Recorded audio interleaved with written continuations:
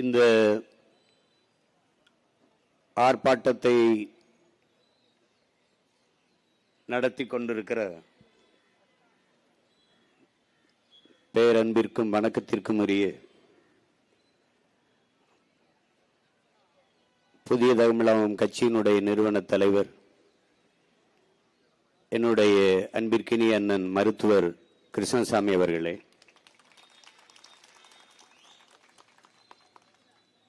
இந்த ஒருங்கிணைப்பில் உணர்வோடு ஒன்றிணைந்து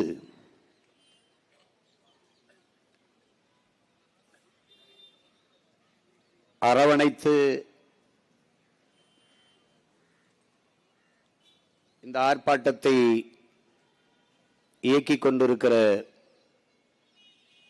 என் உயிர் ரத்தம் தமிழக வாழ்வுரிமை கட்சியினுடைய நிறுவன தலைவர் வேல்முருகன் அவர்களே, என் உயிரினும் இனிய உடன் பிறந்தார் கொங்கு இளைஞர் பேரவையினுடைய நிறுவன தலைவர் தனியரசு அவர்களே, தென்னிந்திய ஃபார்வர்ட் பிளாக் கட்சியினுடைய தலைவர் என் அன்பு இளவல் திருமாரன்ஜி அவர்களே,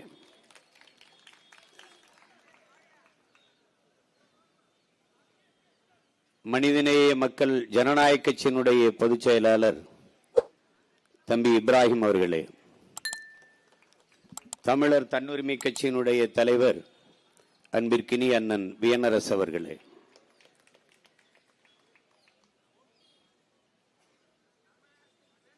பெருமதிப்பிற்குரிய பெருந்தகை நம்முடைய ஐயா பாவுஜி அவர்களே,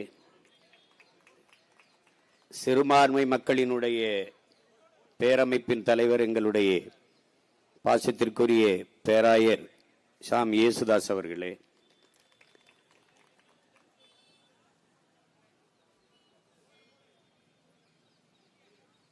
மேடையிலே வீற்றிருக்கிற மதிப்புமிக்க பெருமக்களே, எனக்கு பிறகு எல்லோருக்கும் வணக்கமும் நன்றியும் சொல்ல எங்களுடைய அண்ணன் கிருஷ்ணசாமி அவர்கள் வருகிறார்கள். நேர குறைவினாலே எல்லோருக்கும் என்னுடைய அன்பையும் வணக்கத்தையும் சொல்லிக்கொள்வதில் மகிழ்கிறேன். என் உயிரோடும் உணர்வோடும் கலந்து வாழ்கிற என் அன்பு சொந்தங்கள் அனைவருக்கும் என் அன்பும் வணக்கமும்.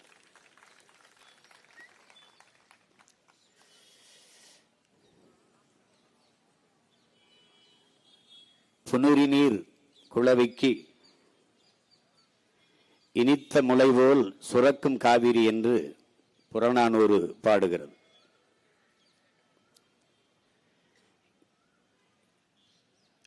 வான் பொய்ப்பினும் தான் பொய்யா மலைதலைய கடல் காவிரி புனல் பறந்து பொன்கொழிக்கும் என்று பட்டினப்பாலை பாடுகிறது. ஞாயிறு போற்றுதும் காவிரி நாடன் திகிரி போல் பொற்கோட்டு மேரு பலம் வருதலான் என்று சிலப்பதிகாரத்தில் நம்முடைய மூதாதை இளங்கோவடிகள்.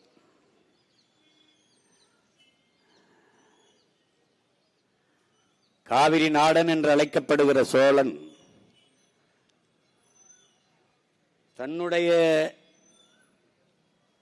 நாட்டை எப்படி பாதுகாப்பானோ அப்படி சூரியன் தன் பொன்னிற சிகரங்களால் இமயமலையை சுற்றி வலப்பக்கமாக சுற்றி வந்து ஒளியை உலகிற்கு பீச்சி பாதுகாக்கிறான் என்று பாடுகிறார்.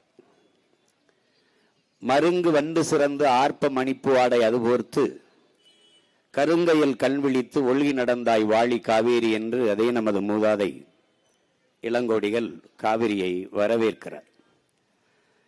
காவிரி தென்பண்ணை வாளாறு தமிழ் கண்டதொரு வைகை பொருணை நதி என மேவிய பல ஆறுவோட திருமேனி செழித்த தமிழ்நாடு என்று நம்முடைய பாட்டன் பெரும்பாவளன் பாரதி பாடுகிறார். இப்படி தமிழ் இலக்கியங்களில் எல்லாம் பாடப்பட்ட காவிரி என்பது நம்மை பொறுத்தவரை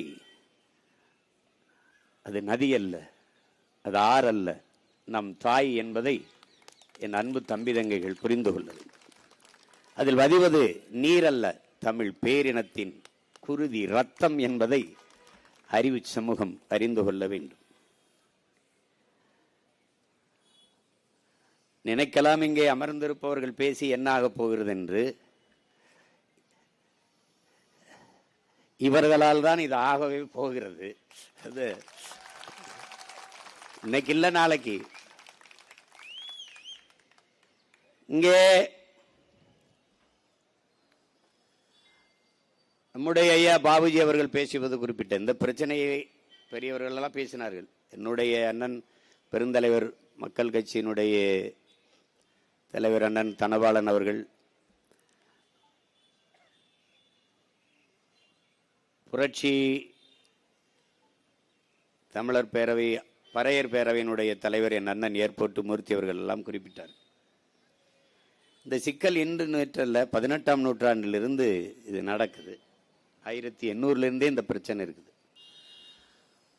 1924 சென்னை மாகாணமும் மைசூர் அரசும் சேர்ந்து ஒரு ஒப்பந்தத்தை போடுகிறார்கள் 50 ஆண்டுகளுக்கு. சின்னதா சுருக்கமா என்ன நடந்தது நீங்க தெரிஞ்சுக்கணும், அதுக்கப்புறம் பிரச்சனையை பேசலாம்.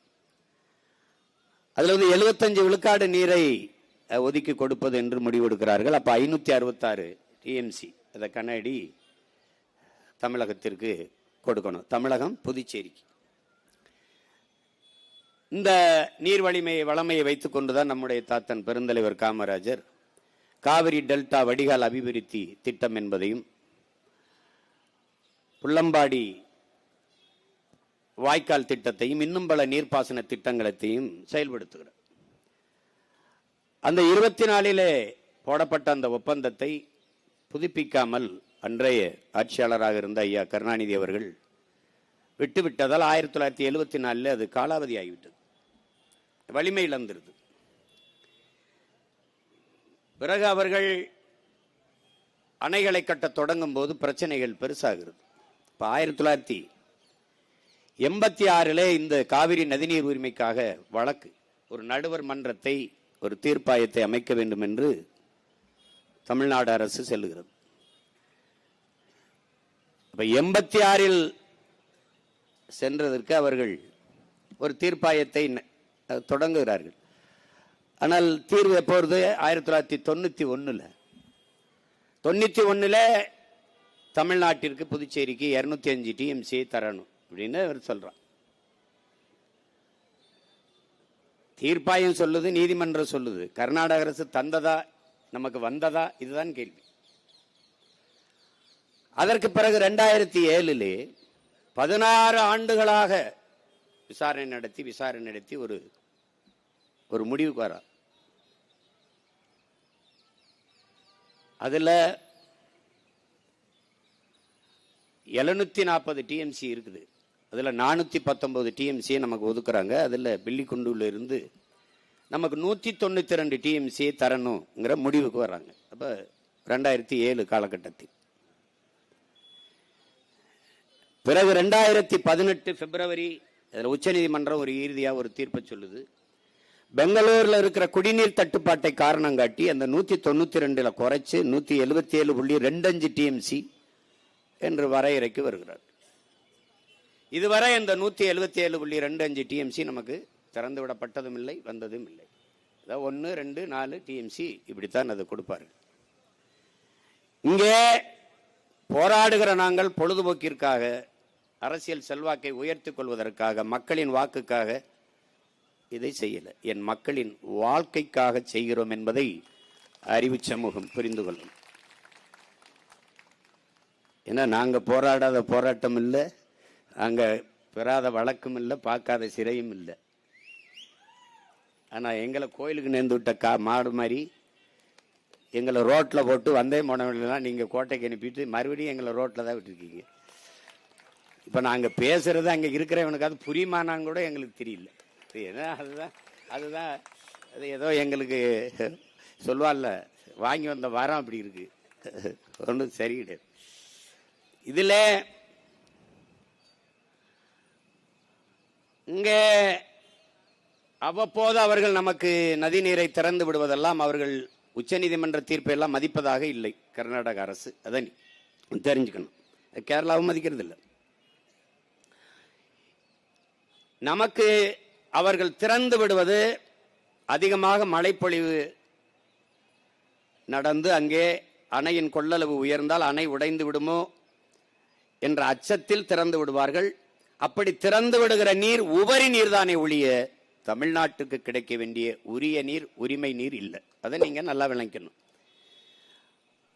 ஒவ்வொரு முறையும் உரிய நீரை, உரிமை நீரை தந்திருந்தால் நமக்கு எந்த பாதிப்பும் இல்லை. அவங்க சொன்னது மாதிரி இப்பனா நமக்கு முறையா குறுவை சாகுபடி நடந்திருக்கும். முறையா நமக்கு பருவத்துக்கு தண்ணி தரப்பட்டிருந்தால் நமக்கு பாதிப்பு ஏற்பட்டிருக்காது. ஆனால் அவர்கள் இப்ப நிகழ்ந்தது என்ன? இங்க என்ன பேசப்படுது? தமிழ்நாட்டின் முதலமைச்சர் மாண்புமிகு விஜய் அவர்கள் கர்நாடக முதல்வர் சிவகுமாரை சென்று 3ஆம் தேதி சந்திக்கிறதா இருக்குது. அப்ப அவர் ஒரே வார்த்தையில நீங்க வர வேண்டாம், இங்க பிரச்சனை கலவரம் என்றால் அதுக்கு நான் பொறுப்பேற்க முடியாதுன்றாரு. இவர் போகல, அவ்வளவுதான். அது அந்த நேரத்தில் கேரளாவில் பெருமழை, அங்கே வயநாடு வழியே, அங்கதான் கபினி அணைக்கு தண்ணி வருது, அங்க வயநாடு வழியே பெரும் வெள்ளம், அங்க வந்து கபினி நிறையும் போது அதன் வழியாக அது திறக்கப்பட்டு காவிரி நிறையுது. கர்நாடகாவில் மழை,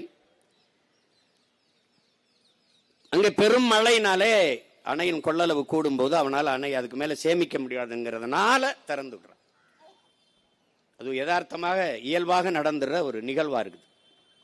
அப்ப தமிழர்களுக்கு தண்ணீர் கொடுக்க வேண்டும், அந்த உரிய நீரை, உரிமை நீரை கொடுக்க வேண்டும் என்பதற்காக கொடுக்கல, உபரி நீரை தருகிறார்கள் போனா போகுது என்று. ஆனால் இங்கே இருக்கிற பெருமக்கள், முதல்வர் அவர்கள் கடவுளின் குழந்தை, அதனாலே அங்கே மழை பெய்யுது, இங்கே தண்ணி திறக்க விடப்பட்டதுன்னு. கடவுளின் குழந்தை இருக்கிற ஊர்ல பெய்யாம இது கர்நாடகாவில் பெய்யுது, கேரளாவில் பெய்யுது. இப்படியெல்லாம் பேசுறதுனால தாண்டா உங்களை தற்குறின்னு நாங்க பேசிட்டு இருக்கோம். ஏதோ நாங்க ஏதோ தற்குறின்னு சும்மா போற போக்குள்ள சொல்லல, ஆய்ந்து உணர்ந்து அறிந்து தெளிந்து பெயர் வைக்கிறோம். ஒரு மீன்வளத்துறை அமைச்சர் ஸ்ரீநாத் அவர்களிடத்துல தூத்துக்குடியில துறைமுகத்து விரிவாக்கத்தை பத்தி பேசுறாங்களே, விரிவாக்கம் செய்ய போறீங்களா, உங்க கருத்து என்னன்னு? நான் திருச்செந்தூர் இருக்கேன், அந்த கேள்வியை தூத்துக்குடியில வந்து கேளுங்கிறப்பல. தூத்துக்குடியில, திருச்செந்தூரே தூத்துக்குடி மாவட்டத்தில் இருக்குது, நீ தமிழ்நாட்டுக்கே மீன்வளத்துறை அமைச்சரா இல்ல தூத்துக்குடிக்கு மட்டும் மீன்வளத்துறை அமைச்சரா? இப்படி பேசுவதாலே தான் நீங்கள் தற்குறி. புரியுதா? புரியுதா? நிதி அமைச்சர் நிதிநிலை அறிக்கை படிக்கிறாரு, 7500 7550 அது தெரியல, அது 7500 7050 சொல்ல வரல அவருக்கு. 7500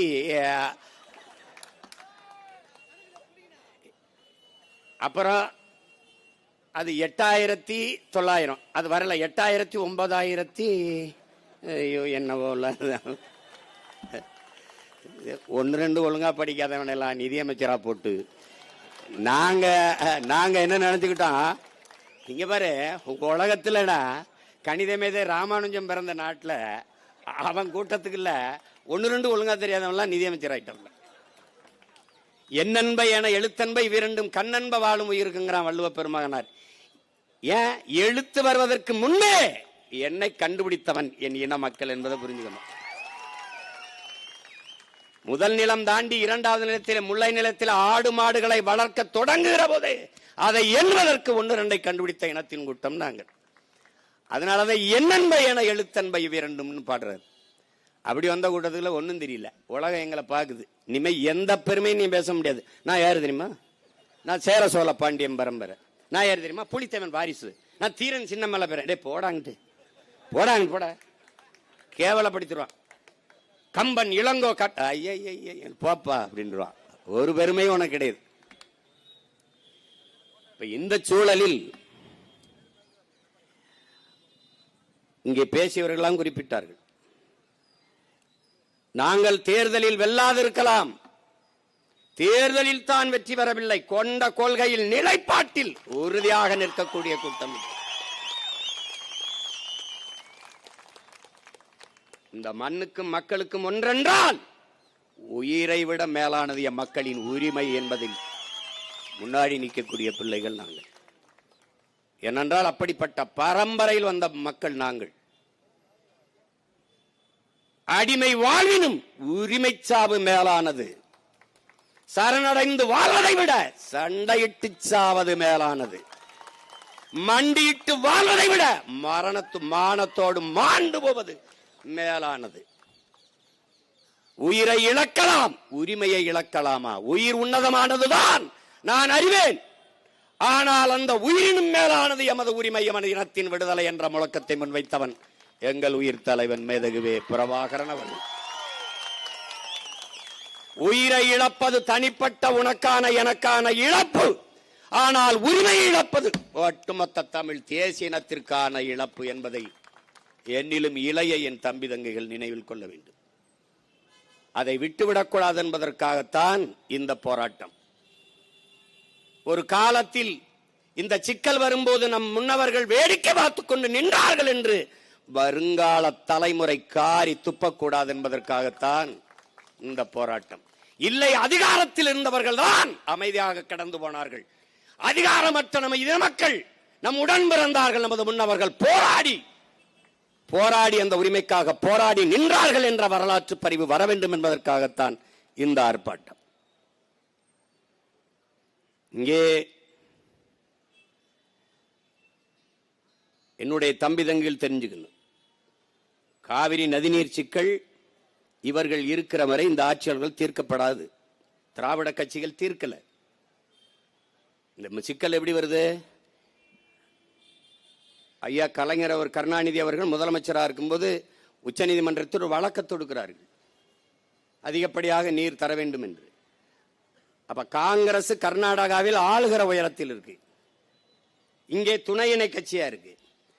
அப்ப கர்நாடக மாநிலத்தில் இருக்கிற ஆளுகிற உயரத்தை இழந்து விடக்கூடாது என்பதற்காக அந்த வழக்கை திரும்ப பெறுங்கள் என்று இந்திரா காந்தி அம்மையார் நெருக்கடி கொடுத்து அந்த வழக்கை திரும்ப பெற வைக்கிறார்கள். அதிலிருந்து நமக்கு பிரச்சனையே ஆரம்பிக்குது. முதலாக காவிரி நதிநீரிலே துரோகம் செய்த கட்சி நமக்கு காங்கிரஸ். அது இன்று வரை தொடர்கிறது. ஏன் இதை உங்களுக்கு சொல்றேன்?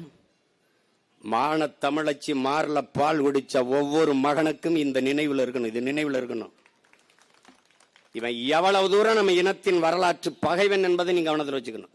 காவிரி நதிநீர் பறிச்சதவன், இன்று தர மறுப்பவனும் அவன்தான். இதுல பாரதிய ஜனதா காங்கிரஸ் வெவ்வேறு அல்ல. கட்சியின் பேரு வேற வேற, கொடி வேற வேற, கொள்கை ஒன்றுதான். கொள்கை ஒன்றுதான். இந்திய இறையாண்மை, தேசிய ஒருமைப்பாடு எல்லாம் பேசலாம். கர்நாடகா என்று வந்தால் பாரதிய ஜனதா கர்நாடக கட்சி, காங்கிரஸ் கர்நாடக கட்சி, இந்திய கட்சி கிடையாது. வேண்டுமானால் தமிழ்நாட்டின் முதலமைச்சர் மாண்புமிகு விஜய் அவர்களை போய் காங்கிரஸ் கட்சியின் தலைவர் ஐயா மல்லிகார்ஜுன கார்கே அவர்களிடம் பேச சொல்லுங்கள். காவிரி நதிநீர் உரிமை, மேகதாட்டு அணை சிக்கல் பேசினால் அப்போது தெரியும் அவர் இந்தியராக பேசுகிறாரா அல்லது திராவிடராக பேசுகிறாரா அல்லது கன்னடராக பேசுகிறாரா தெரிந்துவிடும். பேசி பாருங்கள். அந்தந்த நிலம் என்று வந்தால் அவன் அந்த மண்ணுக்கு மக்களுக்கும் நிற்பான். கேரளாவில் காங்கிரஸ் அப்படித்தான், கேரளாவில் கம்யூனிஸ்டும் அப்படித்தான். இப்போது கேரளாவை காங்கிரஸ் ஆளுகிறது. நாளை முல்லை பெரியார் என்று வந்தான் அவன் கேரள கட்சியாக மாறிவிடுவான். அப்ப எங்க இந்தியா இருக்குது, எங்க இறையாண்மை இருக்குது, எங்க தேச ஒருமைப்பாடு இருக்குது? இல்லை. உன்னை என்ன எப்படி பாக்குறான்? தண்ணியை திறக்கிறான், கழிவு நீரை திறக்கிறானா? ஆலை கழிவை தேக்கி வச்சு மொத்தமா திறக்கிறான். அப்ப நம்முடைய நதியை, நம்முடைய நிலத்தை என்ன செய்யறான்? காவாய், கழிவு நீர் ஓடுகிற கால்வாயா கருதுறான். ஒரு 2 ஆள் உயரத்துக்கு நுரையா வரும். ஆலைகளில் அந்த கழிவை தேக்கி வச்சு, சாய கழிவை தேக்கி வச்சு சரியாக தண்ணியை திறக்கிறவங்க திறந்து விட்டுருவான். எப்படியோ நாசமா போகட்டும் தமிழ்நாடு. அப்போ அவனுடைய கழிவு நீர் வடிகிற கால்வாய் நீ.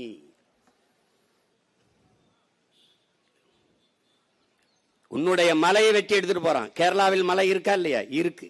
பயன்பாடு யாருக்கு? கேரளாவிற்கு. அந்த மண்ணின் மக்களுக்கு சாலை போடுதல், கட்டடம் கட்டுதல், துறைமுகம் கட்டுதல், எல்லாவற்றுக்கும் பயன்பாடு அவனுக்கு. மணல் கல் யாருடையது? என்னுடையது. கன்னியாகுமரியிலிருந்து, தென்காசியிலிருந்து, திருநெல்வேலியிலிருந்து என் மலையை, என் தாயின் மாறை அறுத்து கற்களாகவும் மணலாகவும் கொண்டு போகுது கேரளா.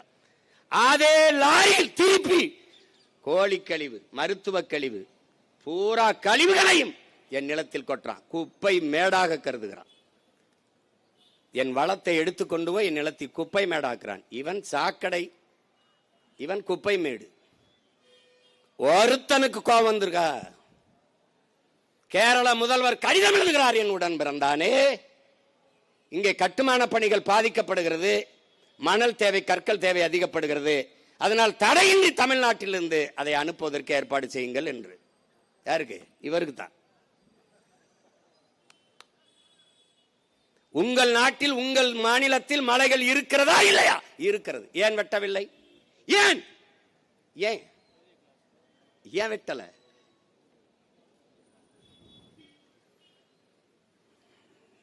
இந்த கேள்வி எழாத வரை இந்த இனம் எழாது வாழாது. அதை நீ கவனத்தில் வச்சுக்கிட்டு சிந்திக்கணும். நீ இன்னைக்கு மேகதாற்றில் அணையை கட்டியே தீர்வேன் என்று சொல்கிற சிவகுமார் யாரு? காங்கிரஸ் கட்சி. அப்ப துணை முதல்வர், இப்ப முதல்வர்.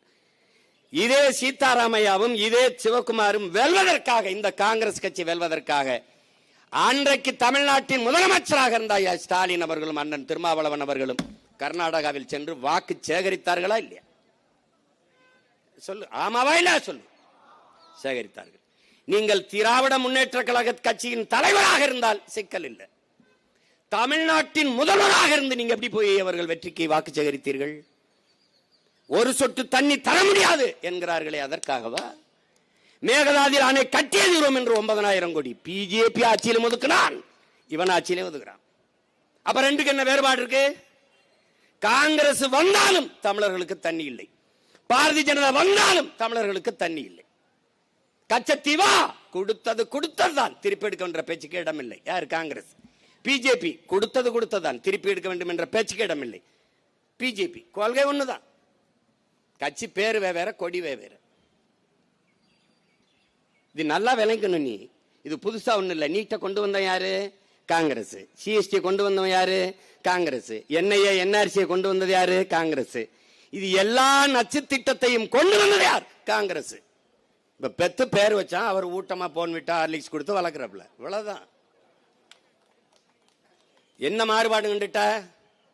இதே நீட்டு தேர்வை எதிர்த்து ஐயா ராகுல் காந்தி போராடுறார். கொண்டு வந்த ஆள் யார்? அவர் தான். கூட இருந்த ஆள் யார்? இவர்கள் தான். இந்த நீட்டுக்கு கையெழுத்து போட்ட பெருந்தகை காந்தி செல்வன் நம்ம ஐயா தான்.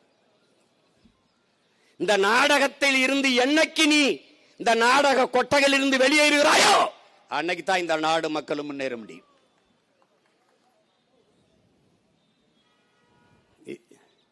ஆன்றோரும் சான்றோரும் பிறந்து வாழ்ந்த மண்ணுல வள்ளுவன், கம்பன், கபிலன், இளங்கோ எவ்வளவு பெரிய அந்த இனமாடாது?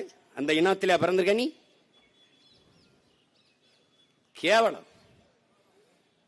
ஒரு தன்மானமிக்க ஒரு தமிழ் மகன் நீ எவனாவது எனக்கு ஒரு சொட்டு தண்ணி நீ தரமாட்டேன்னா, நீ என் மீனவ மக்கள் செத்தா நீ அதை பத்தி கவலைப்பட மாட்ட. என் இன மக்களை இங்க பாரு. இந்த காங்கிரஸ் உலகத்தில் ஒரு மூத்த தேசிய இனம். நம்ம ஒரு மூத்த தேசிய இனத்தின் மக்கள். 26,000 மக்கள் தொகை கொண்டவன் தனிநாடு அடைஞ்சு விடுதலை பெற்று வாழ்றான். 4 லட்சம் மக்கள் தான் வாழ்ந்திருக்கான். 4 லட்சம் மக்கள் தான் சேர்பியால இருந்து கொசவா விடுதலை ஆடுது. 10 ஆண்டுகால போராட்டம் தான். 13 கோடி தேசிய இனத்தின் மக்கள். நமக்கென்று ஒரு தேசம் இருந்து தனித்து பெருத்து சுதந்திரத்தோடு வாழக்கூடாதா? எங்களுக்கு கனவு இருக்க கூடாதா? எல்லாரும் போராடி பெற்றது விடுதலை. நாங்கள் அந்த விடுதலைக்காக போராடினது எப்படி பிரிவினவாதம், தீவிரவாதம் ஆகுது? அது ஏன் அப்படி ஆகுது?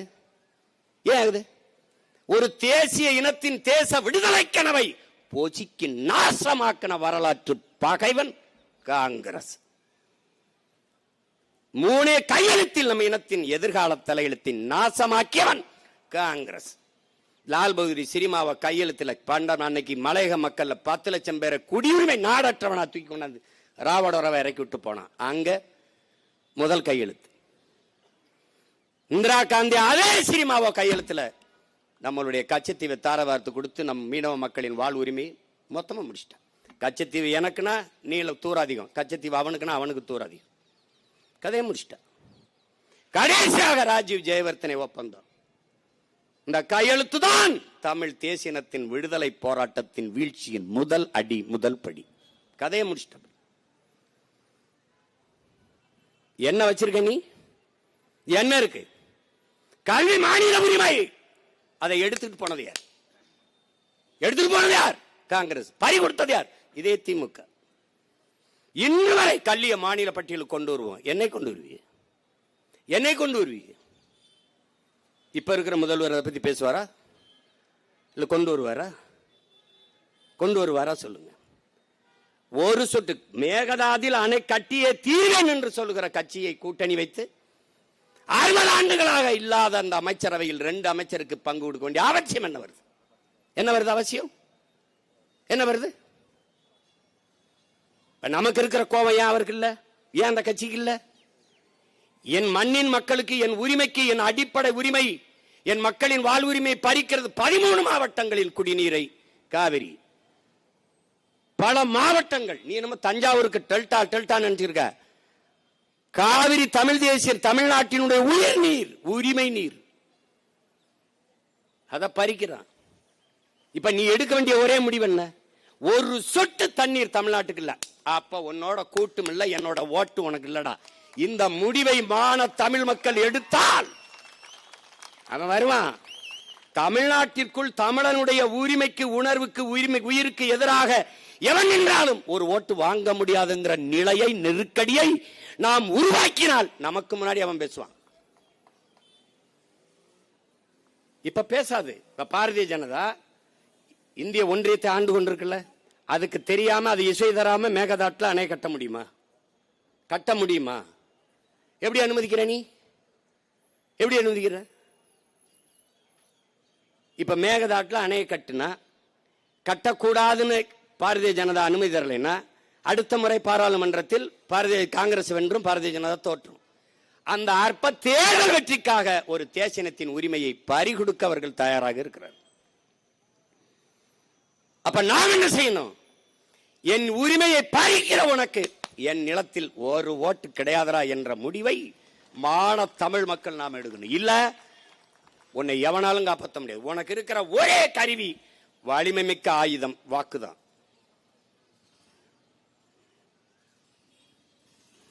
அதை இப்படி போட்டுட்டு தெருவு இப்படி போட்டு கத்திக்கிட்டு இருக்க கூடாது. இதெல்லாம் ஒரு கொடுமை. கோட்டு படத்துல பிளாக் டிக்கெட் வித்தவன் ஜனநாயகம் படம் வரும்போது மந்திரி ஆயிட்டான். நாங்கெல்லாம் தயாரிக்கப்பட்டவர்கள், வளர்ந்தவர்கள். 5 வயது 6 வயதில் இருந்தே படிப்பிக்கப்பட்டு போராட்டங்கள் நடக்கிற இடத்துல விரல பிடிச்சி கூட்டி கொண்டு நிறுத்தி அப்படி கொடியை வச்சுக்கிட்டு நின்று போராடி வளர்த்து படிப்பிச்ச பேராசிரியர் ஆசிரியர்லாம் படிப்பிச்சு மார்க்ஸ் இந்த இருக்கு, லெலின் இந்த இருக்கு, ஏங்கல்ஸ் இங்க இருக்கு, இங்கர்சால் இங்க இருக்கார், புத்தன் இங்க இருக்கான், பூலே இங்க இருக்கான், அம்பேத்கர், அரிஸ்டாட்டில், எல்லாத்தையும் சாக்ரட்டிஸ் எல்லாத்தையும் படி. இந்த இருக்கான் ஃபெடரல், இந்த இருக்கான் சேகுவேரா, எல்லாத்தையும் படிச்சு கம்பன், இளங்கோ, கபிலன், வள்ளுவன், அவன் இவன் எல்லாத்தையும் வாய்ச்சு உலக வரலாறு, இலக்கியம், பொருளாதாரம் என்ன, சூழியல் என்ன, உளவாண்மை என்ன, நீர் மேலாண்மை என்ன, எல்லாவற்றையும் கற்பித்து வளர்த்தார்கள் எங்களவர்கள். கண் முன்னே என் இனச்சாவை பார்த்தோம். ரத்த சகதிக்குள் ஒப்பாரியிலும் ஓலத்திலும் கரு கொண்டு ஓடி வந்தோம். கதர்னோம், நின்னோம், எல்லாவற்றையும் அர்ப்பணிச்சு 260 வழக்கு என் மேல. 260 வழக்கு. என்ன சொத்து குவிப்பா இல்ல என்ன? என்ன இது? எதுல கொலையா கொள்ளையா என்ன இருக்கு? இதே மாதிரி போராடினதான். இங்க பேசிட்டு இருக்கும்போது எங்க அண்ணன் கிருஷ்ணசாமி என்ன சொல்றாங்க, அப்ப எஃப்ஐஆர் உறுதி. யாருன்னா? யாருக்குன்னு? இவருக்கு தானே. இவனா? யாருன்னு பேசுனது? இவன் தம்பிக்கு தான். ஏதோ பேசிட்டான். அப்ப எஃப்ஐஆர் உறுதி. ஏதோ சொன்னா சொல்றான். அதான் ஏதோ சொல்லல. அது மாதிரி நமக்கு ஒரு கோட்பாடு தான். வழக்கு இல்லை என்றால் விடியாது கிழக்கு. சிறை என்றால் அதை நிறை, தடை என்றால் அது உடை. சரி, நான் கேட்கிறேன், வெள்ளக்காரன் சிறை கட்டினது யாருக்காக? நமக்கு. அப்ப நம்ம பிள்ளைகள்லாம் சொந்தக்காரெல்லாம் சட்டம் படிக்கிறதா இருக்கு, நமக்கு வழக்கு நடத்தத்தான். அவனுக்கு வேலை வேணும்னா நம்ம ஏதாவது பண்ணணும்ல. அந்த என் தம்பி சிறிதரெல்லாம் வந்திருக்காப்ல, மூத்த வழக்கறிஞர். அப்ப அவரெல்லாம் நம்ம பண்ணணும். என்ன பண்ணணும்? கொலை பண்ணக்கூடாது, உரிமைக்காக போராடணும். அதுக்காக வந்ததுன்னா எதிர்த்து நிக்கணும். இதெல்லாம் கோர்ட்டா ஏறுறோம், நாளைக்கு கோட்டை வாசல்ல ஏற போறோம். இதுல என்ன இருக்குது? பெரிய என்ன தம்பி, புரட்சி என்பது ஒரு தலைகள் மாற்றம். மாறாது என்ற சொல்லை தவிர இங்க எல்லாம் மாறிடும். இன்னைக்கு மேல இருக்கிறவன் ஒரு நாள் கீழே வருவான், இன்னைக்கு கீழே இருக்கிறவன் நாளைக்கு மேல போவான். இன்னைக்கு கோட்டையில் இருக்க ஒரு நாள் கொடியை பிடிச்சி இங்க கத்தி இருப்பான், இங்க கத்தி இருக்க ஒருத்தன் கோட்டைக்கு போவான். அதுதான் புரட்சி. அதுக்கு பேர் தான் தலைகீழ் மாற்றம். அதனால இந்த கட்சிகளினுடைய அரசியல் நிலைப்பாடுகளை நீங்க புரிஞ்சுக்கணும். இப்ப அனைத்து கட்சியை கூட்ட சொல்றாங்க.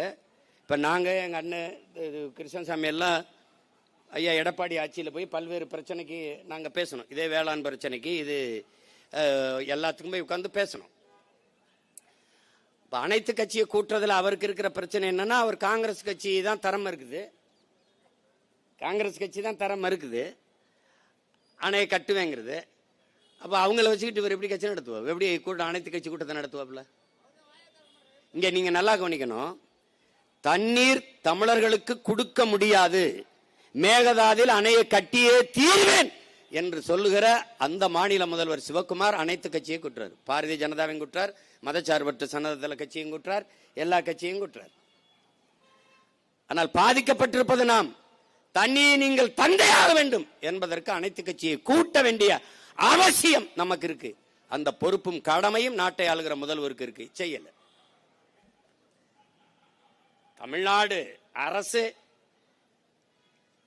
கட்சி கொள்கை கருத்து பாகுபாடின்றி தன்னை ஆதரித்தவர்கள் எதிர்த்தவர்கள் எந்த நிலைப்பாடுமின்றி மண்ணின் மக்களின் நலன் தமிழ்நாட்டின் உரிமை என்கிற நோக்கோடு எல்லா கட்சியும் கூட்டி தலைமைச் செயலகத்திலே அனைத்து கட்சி கூட்டத்தை நடத்துகிறார் என்ற செய்தியே இந்திய ஒன்றிய அரசிற்கும் கர்நாடக அரசிற்கும் பெரும் அழுத்தத்தை கொடுக்கும். ஆனால் அவர் அதை செய்யல.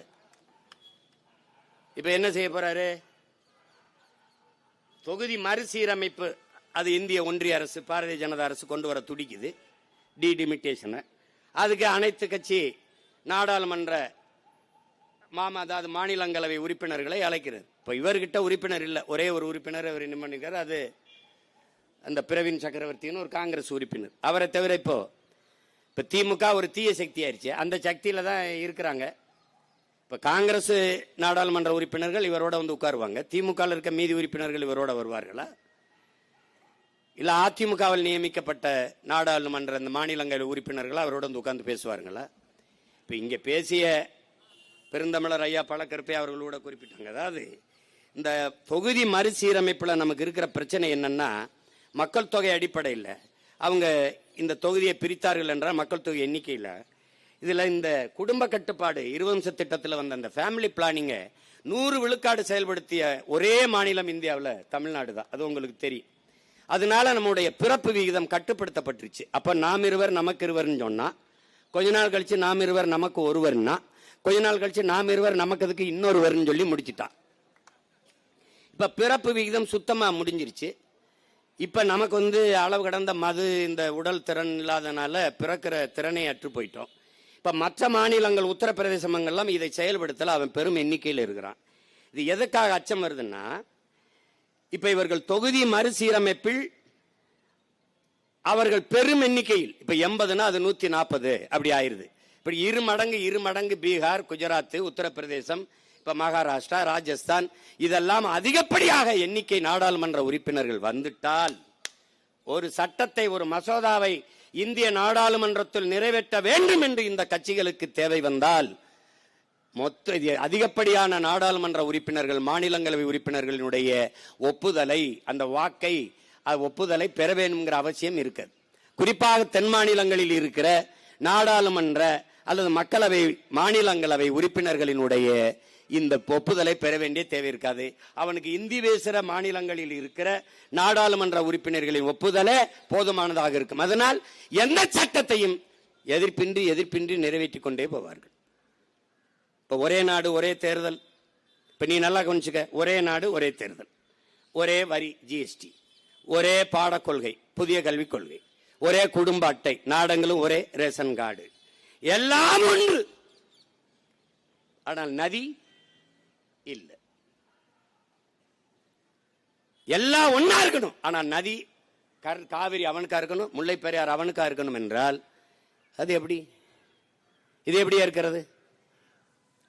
அப்ப இதுக்கெல்லாம் ஒரு பொதுவாக ஒரு கொள்கை இருக்கணும், ஒரு நிலைப்பாடு இருக்கணும்னு நினைக்கிற இந்த அரசு, அப்ப நதிநீர் கொள்கையில் ஒரு பொது நிலைப்பாடு, அதுக்கு ஒரு பொது அமைப்பு, அது சொல்வதைத்தான் கேட்டாக வேண்டும் என்கிற ஒரு ஆளுமை அங்க இருந்தால் 177.25 டிஎம்சியை தர இந்த பருவத்தில் என்றால் திறக்குனவன் எனக்கே பத்தல அப்படி என்றால், நான் இருட்டில் இருந்து கொண்டுதான் பிற மாநிலங்களுக்கு நெய்வேலி பழுப்பு நிலக்கரி மின்சாரத்தை பகிர்ந்தளிக்கிறேன். நான் இருட்டில் இருந்து கொண்டுதான் அணு உலையில் இருந்து தயாரிக்கப்படுகிற மின்சாரத்தை எல்லோருக்கும் பகிர்ந்தளிக்கிறேன்.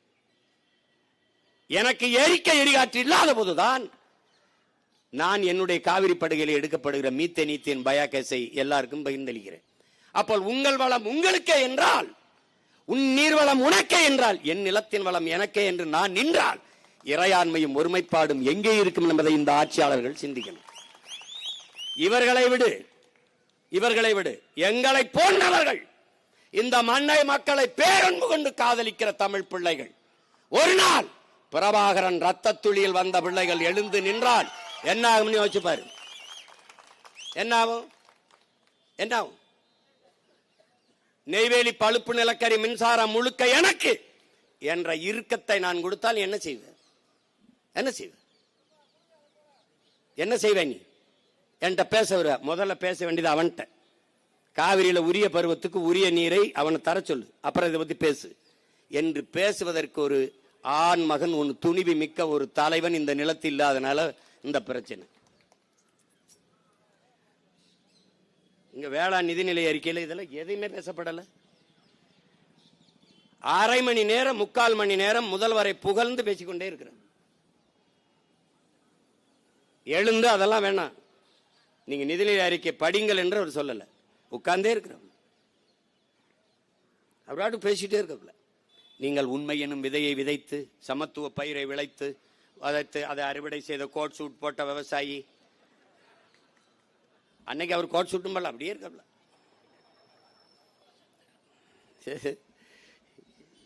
இத கொடுமை என்னன்னு, இந்த நிதிநிலை அறிக்கையை வெங்கடாசலபதி கோயில்ல வேற வச்சு எடுத்துட்டு வந்துட்டாப்ல. இந்த நிதிநிலை அறிக்கை கொடுத்தது வினோத், வேளாண் துறை அமைச்சர் வினோத்தா வெங்கடாசலபதியான்னு நமக்கு இன்னும் குழப்பமா இருக்கு. இவங்க பண்ற அக்கிரமத்துக்கு அவரை வேலை வம்பு இழுத்து விடுறாங்க. அவர் என்ன நினைப்பாரு, அயோக்கிய பேர இந்த நிதிநிலை அறிக்கை படிக்கவாடா என்கிட்ட வந்து வச்சு. பரிதாபமே. அப்போ இப்ப மேகதாட்டுல என்ன சிக்கல் வருதுன்னா, நமக்கு நீங்க பாருங்க ஒவ்வொன்னா குறைஞ்சு 566, அப்ப 205, 192, இப்ப 177.25 இங்க நிக்கிறோம். ஆனா 177.25 நமக்கு திறக்கப்பட்டதே இல்லை, ஒருபோதும் திறக்கப்படல. 4 டிஎம்சி அதிகபட்சமா போன 6 டிஎம்சி.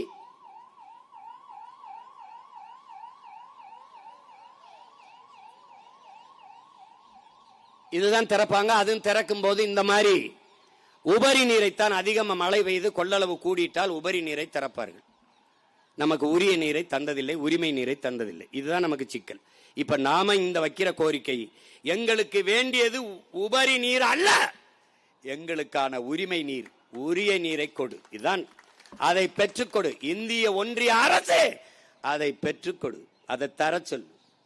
தமிழ்நாட்டை ஆளுகிற தாவேக அரசே இதை பெற்றுக்கொடு, போராடி பெற்றுக்கொடு. இல்லை என்றால் போராடுகிற எங்களுக்கு துணை நில், இல்லை நீங்க போராடுங்க, நாங்க உங்களுக்கு துணை நிற்கிறோம். 2ல 1 தான் நடக்கணும்.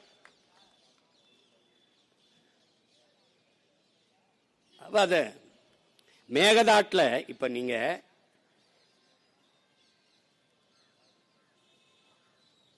ராமநகராங்கிற மாவட்டத்துல, கனகபுராங்கிற தாலுகால ஒண்டிக்கொண்டலு அப்படிங்கிற இடத்துல இதை கட்டுற, இந்த மேகதாட்டு அணையை கட்டுறதுன்னு முடிவெடுக்கிறாங்க. இப்ப இது கர்நாடக, நம்ம கர்நாடக தமிழ்நாட்டுக்குள்ள எல்லையில நமக்கு ரொம்ப கிட்ட இருக்குல்ல, இந்த பில்லிக்கொண்டு அந்த இருக்குல்ல, அந்த பில்லிக்கொண்டு அந்த அந்த அணையில இருந்து தான் நமக்கு தண்ணி இவங்க திறந்து விடுறாங்க. அதுல இருந்து சரியா 15 கிலோமீட்டர் மேல இந்த மேகதாட்டு அணையை கட்ட போறாங்க. இங்க பெங்களூர்ல இருந்து 90 கிலோமீட்டர் இருக்கு, தமிழ்நாட்டில இருந்து சரியா 4 கிலோமீட்டர் தூரத்துல தான் அந்த மேகதாட்டு அணையை கட்ட போறாங்க. ஏற்கனவே ஏகப்பட்ட சிக்கல்கள் இருக்கு. காவிரியில கர்நாடகாவில் இருக்கிற அந்த அணையிலிருந்தே நமக்கு நீரை தரல. இப்ப இருக்கிற இந்த மேகதாட்டு அணையை நிரம்பி நமக்கு தண்ணி வரணும்னா அதில் 67.16 டிஎம்சியை தேக்கிறதுன்னு அந்த முடிவெடுத்து தான் இந்த அணையை அவங்க கட்டுறாங்க. இப்போ நமக்கு அதை கட்டிட்டா சுத்தமாக நமக்கு தண்ணி வருவது நின்றும். எங்களுக்கே இல்லை, எங்கள் அணையே நிறையல, நாங்கள் என்ன செய்யறதுன்னு கர்நாடகா கையை விரிக்க ஆரம்பிக்கும். அப்படி வரும்போது நமக்கு சுத்தமாக நம்முடைய காவிரி டெல்டா படுகை மட்டுமல்ல, மொத்த தமிழ்நாடும் அதை நம்பி இருக்கிற இந்த காவிரி கூட்டுக்குடிநீர் திட்டத்தை நம்பி இருக்கிற நாம் தாகத்துக்கு தவிச்சு போய் நிற்போம். ரொம்ப கஷ்டமாயிரும். அப்ப என்ன பண்ணுவோம்? நிலத்தடி நீரை தேடுவோம். அப்ப 1000 அடிக்கு கீழே நம்ம ஆழ்குழாயை போட்டு உறிஞ்ச தொடங்கும் போது கடல் நீர் மட்டத்திற்கு குழாய் போகிற போது கடல் நீர் உள்ளே வந்து நிலமெங்கும் உப்பு நீராக மாறும். அந்த உப்பு நீர் வெளியேறுகிற போது நிலம் உப்பளமாக மாறும். ஒன்றத்திற்கும் பயன்படாது. பொன்னு விளைந்த நஞ்ச நிலமெல்லாம் உப்பளங்களாக மாறி நம் நாடு, நம் நிலம் நாசமாகி நாம் வாழ்வாதாரத்தையும் வாழ்விடத்தையும் இழக்க நேரிடுங்கிற பெரும் அச்சம் இருப்பதால் தான் நாம் இதை துடிக்கிறோம். இதற்கு என்னென்ன வழி? ஒரு வேளை தரல, இப்ப நம்மகிட்ட அதிகாரம் வந்துருச்சு. ஒரு ஆண்டுக்கு 950 மில்லிமீட்டர் நமக்கு மழை பெய்யுது. அதிக மழைப்பொழிவை பெறுகிற மாநிலங்கள்ல நம்ம அது 4000 டிஎம்சி நமக்கு வருது. 1500 நம்ம பயன்படுத்துறோம். மீதி 500 சும்மா தேவையில்லாம அங்கங்க என்ன சொல்றது வீணடிச்சிடறோம். மீதி 2000 டிஎம்சி தண்ணீரை கடல்ல கலக்க விட்டுரும்.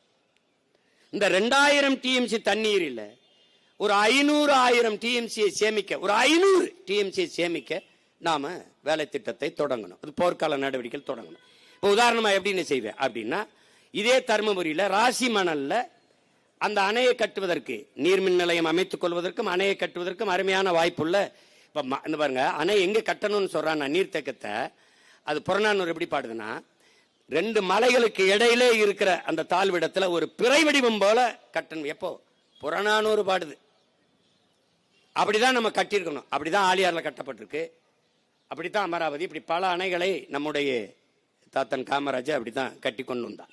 இப்போ அந்த மாதிரி அங்க ராசி மணல்ல கட்ட முடியும். வேளாண் பெருங்குடி மக்கள் நிறைய அதை மனு கொடுத்து இது பண்றாங்க. பிறகு அதே தருமபுரியில் நெருப்பூர்ல அணையை கட்டலாம். அங்கே நீர்மின் நிலையமும் அமைத்துக் கொள்ளலாம். அங்க கட்ட முடியும். இங்கே பாண்டியார் பொன்னம்பலால 6 மாவட்டத்தை கேரளாவை அது வளப்படுத்தி கொண்டிருக்கு. அதிகப்படியான வெள்ளப்பெருக்கு ஓடி கேரளாவை அந்த இடத்துல இந்திரா காந்தி அம்மையார் காலத்திலே ஒரு அணையை கட்ட அடிக்கல் நாட்டினார்கள். கேரள மக்கள் போராடினார்கள். அந்த திட்டத்தை இந்திரா காந்தி அவர்கள் கைவிட்டார்கள். அதே காரணம்தான். என்ன காரணம்? கேரளாவை ஆளுகிற உயரத்தில் காங்கிரஸ் இருந்தது, தமிழ்நாட்டில் இணை சக்தியாக இருந்தது. ஆளுகிற இடத்தை கைவிட்டு விட வேண்டாம் என்று அந்த திட்டத்தை கைவிட்டார்கள்.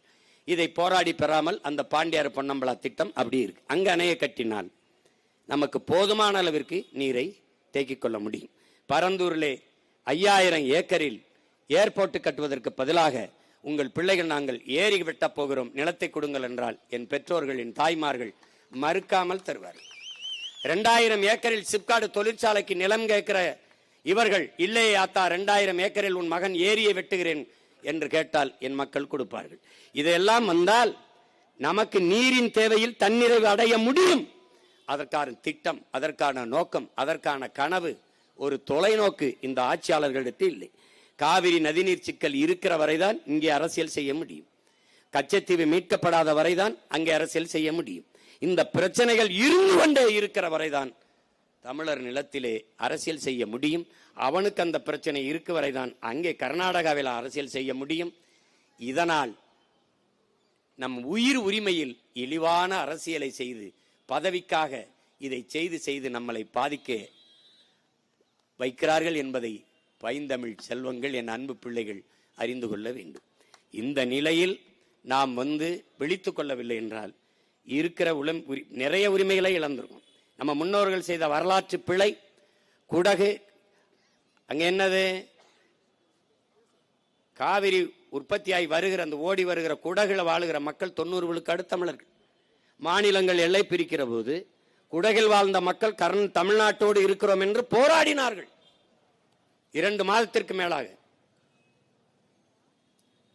தமிழ்நாட்டோடு தான் நாங்கள் இருப்போம் என்று போராடினார்கள். அந்த நேரத்தில் ஆம் தமிழ்நாட்டோடு இணைத்து விடுங்கள் என்றால் இணைத்திருப்பார்கள். அந்த நேரத்தில் இல்லை நீங்க அங்கே போங்க என்று சொன்ன நம்ம முன்னோர்களின் வரலாற்று தவறு இன்றவன் வாரிசுகள் இப்படி நிற்கிறோம். அதே மாதிரி இடுக்கி மாவட்ட தேவையோடு பீர்மேடு தேவிகளம் உள்ளிட்ட அந்த இடுக்கி மாவட்டத்தை கேரளாவுக்கு தாரை வாத்து கொடுக்காமல் இருந்திருந்தால் முல்லை பேரியாற்றணை தமிழன்ட்டு இருந்திருக்கும், காவிரி நம்மகிட்ட இருந்திருக்கும். இன்னைக்கு ஒரு வயல்ட்டும் இல்லாம உலகத்தில் வளம் கொளிக்கிற செல்வச் செழிப்பான நாடாக தமிழர் நாடு இருந்திருக்கும். நம்ம முன்னோர்கள் செய்த வரலாற்று பிழை. இப்ப அதையே பேசிக்கொண்டிருக்க முடியாது. இருப்பதையாவது காத்து இன்னொரு தலைமுறைக்கு பாதுகாப்பாக கொடுத்து விட்டு போக வேண்டும் என்பதற்காகத்தான் இங்கே எல்லோரும் கூடியிருக்கோம். என்னுடைய ரத்தம் சொன்னது போல நான் பெரியவன் நீ பெரியவன் அல்ல, தலைவர் சொன்னதுதான் நம் உயிர் தலைவன் மேதகு பெரியவன். நீ பெரியவன் நான் என் பெரியவன் என்பது கைவிடு. நம் எல்லோரினும் பெரிது நம் நாடும் நம் மக்களும் நம் இனமும் அதன் எதிர்கால பாதுகாப்பான நல்வாழ்வும். அதுதான் முக்கியம். இங்க யாரு முன்னால் நிக்கிறதுங்கிறது இல்லை, எல்லாரும் ஒன்னா நிற்போம். எல்லாரும் ஒன்னா நிற்போம், நம் மக்களுக்காக, நம் மக்களுக்கு முன்னால் நிற்போம். அதுதான் முக்கியம். இங்க நமக்கு நம்முடைய வெற்றி கட்சியின் வெற்றிகளாக இருக்கக்கூடாது, தமிழ் பேரினத்தின் வெற்றியாக இருக்கணும். இங்க பேசிய நம்ம அண்ணன்லாம் சொன்னாங்க. இப்போ நீங்க ஒவ்வொரு உரிமையாக இன்னைக்கு மேகமலை, இன்னைக்கு தாமிரபரணி ஆறில் போய் நம்மள 19 பேர் அடிச்சுக்கொண்டா கூட கேட்டேன். மாஞ்சோலைக்கு அவங்களுக்குலாம் அரசு வேலை கொடுத்திடலான்னு 840 பேரை 850 பேரை இன்னொரு நாட்டு ராணுவம் சுட்டு கொண்டிருக்கா. அவனுக்கு அரசு வேலை கொடுத்துருக்கா? சொல்லு, கொடுத்துருக்கா? அம்மையார் ஜெயலலிதா போய் மகாமங்கலத்தில் விழிக்கும்போது 48 பேர் சத்தா. அவனுக்கு அரசு வேலை கொடுத்தீங்களா? இங்கே இந்திய ராணுவம் விண்வெளியில சாகசம் நடந்துச்சு, கடற்கரையில் 15 பேர் நசுங்கி செத்தான். அவனுக்கு அரசு வேலை கொடுத்தியா? நாட்டின் பாதுகாப்புக்கு போய் ராணுவத்தில் செத்து விழுறான்ல, அவன் குடும்பத்துக்கு அரசு வேலை கொடுத்தியா? கொடுக்கல. நீ வாச்சாத்தியில இதே ஐயா செங்கோட்டையன் அமைச்சராக இருக்கும்போது எத்தனை குடும்பங்களை, பழங்குடி மக்களை வன்புணர்வு செய்து கொலை செய்து தூக்கி போட்டீங்க. அவங்களுக்கு ஏதாவது நீங்க அரசு வேலை கொடுத்தீங்களா? உங்களை பார்க்க செத்த அரசு வேலைன்னா நீங்க முதலமைச்சராகலைன்னா யார் கொடுப்பா அரசு வேலை? இப்ப நீங்க பாதிக்கப்பட்ட ஏழை விதவை பெண்களுக்கு ஆடு கொடுக்குறோம், மாடு கொடுக்குறோம், செம்மறி ஆடு கொடுக்குறோம். அது மாதிரி அந்த குடும்பங்களுக்கு 10 ஆடு கூட கொடுங்க, 2 மாடு கூட கொடுங்க. நாங்க வேணான்னு சொன்னா கேளுங்க. இதனால மாஞ்சோலை தோட்ட தொழிலாளர்கள் சிக்கலும் சரி, இன்னைக்கு மேகமலையில மலையிலிருந்து குடி வெளியேற்றாத 5000 மக்களுக்குமான சிக்கலும் சரி தீர்க்கப்படும். நீங்க நம்பிக்கையோடு இருங்க. தமிழர்கள் எல்லாம் ஒன்றிணைந்து ஒன்றாக நின்றால் நம் வாழ்வு பொன்னாகும், இல்லையேல் மண்ணாகும். இன்றைக்கு தொடங்கி இருக்கிற இந்த புரட்சிகர அரசியல் பயணம் புதிய ஒரு தமிழகத்தை உருவாக்கும் என்ற நம்பிக்கையோடு ஒரு புரட்சிகர அரசியலை முன்னிறுத்தி எல்லோரும் போராடி நம் உரிமையை மீட்போம், காப்போம். உங்கள் அனைவருக்கும் எனது புரட்சிகரமான வாழ்த்துக்களும் வணக்கமும். நன்றி. நாம் தமிழர்.